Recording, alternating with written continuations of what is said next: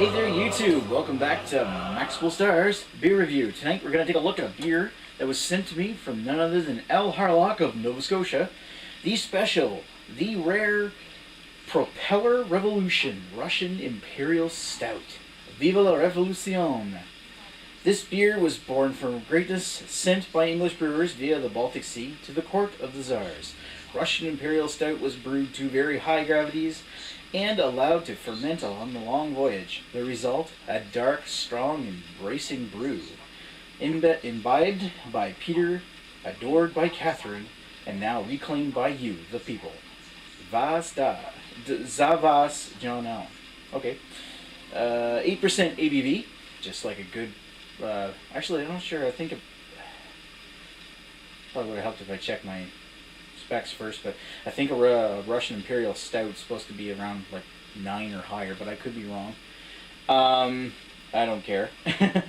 Russia, so it's a 500 milliliter bottle of strong ale. This was sent to me just before Christmas of last year. I've been sitting on it, but you know what? It's a Russian Imperial Stout. I can't imagine it going bad in 3 months' time. So I'm going to take a look at it. Special thanks goes out to Elharlock, Hoogly's Beer Reviews. Thank you very much for sending me this beer because I've been wanting to try this ever since I heard of it. And I think the first beer review of this I've ever watched was yours. So thanks for putting me onto it.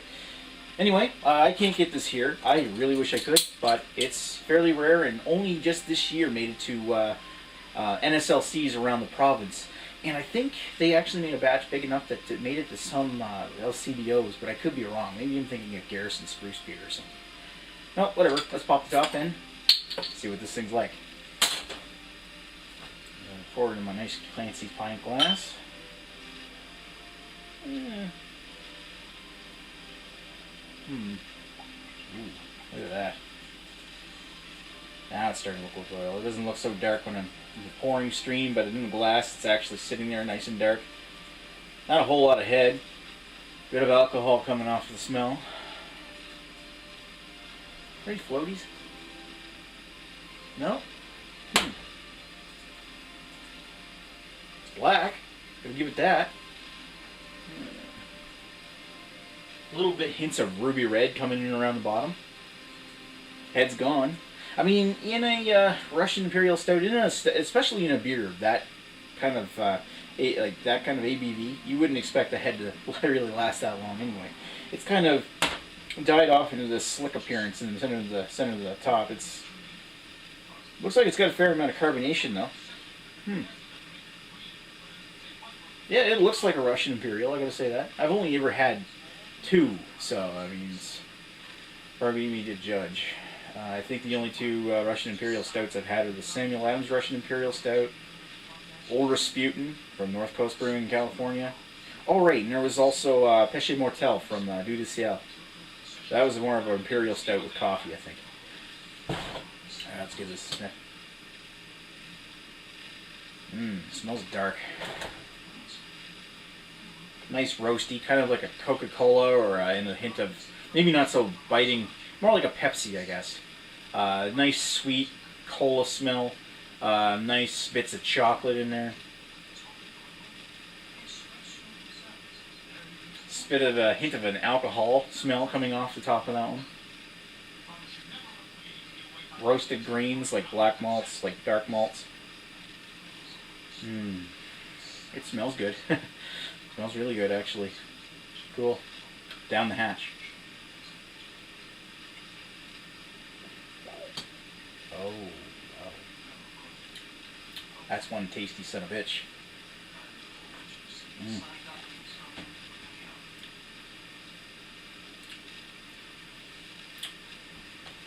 Lots of like chocolate and cola kind of flavors coming out of this one.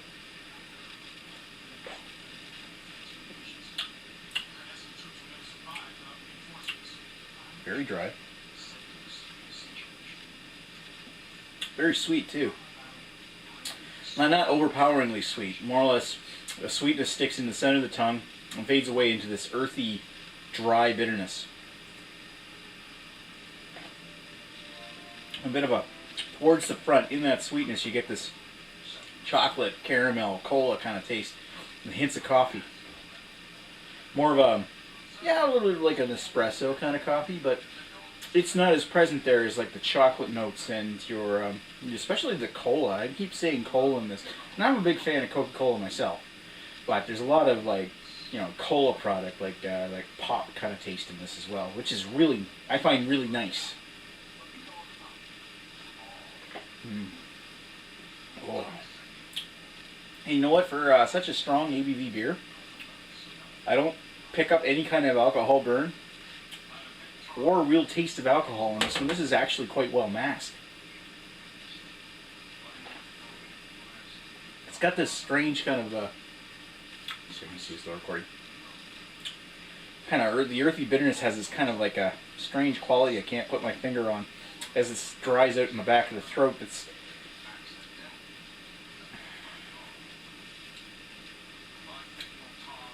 probably from some kind of hops they used.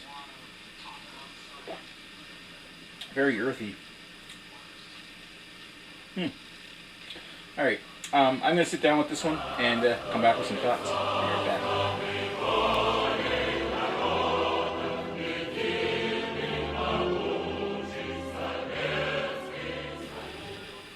And we're back with Propeller Revolution Russian Imperial Stout, sent to me by Elharlock of Hoagly Beer Reviews.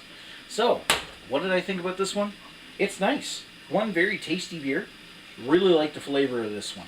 Really nice body, and also the fact that this is made here in the Maritimes is absolutely epic.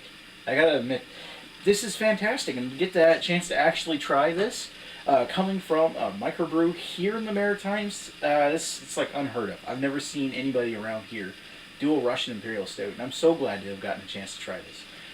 I mean, it's got this nice taste, this nice syrupy kind of brown sugar, kind of syrupy kind of coffee, chocolate, cola flavor that actually the flavor lingers with the bitterness in the back of the throat, and it goes down so nice and smooth and finishes so dry that you want to take another sip. It's absolutely beautiful in that respect. The things that I gotta say against it though is that I was hoping for something perhaps maybe a little more thicker when it comes to a Russian Imperial Stout. All the other ones that I've had in the past have been a little like slightly heavier in the body. That's almost like a menacing thing where Russian Imperial Stouts like the double IPA or something like that, or the Belgian triple or quad. It's supposed to hit you pretty hard in the sense that this one here is a lot lighter than I was expecting, and not as the 8% ABV. You can't taste any of the alcohol. It's masked really well.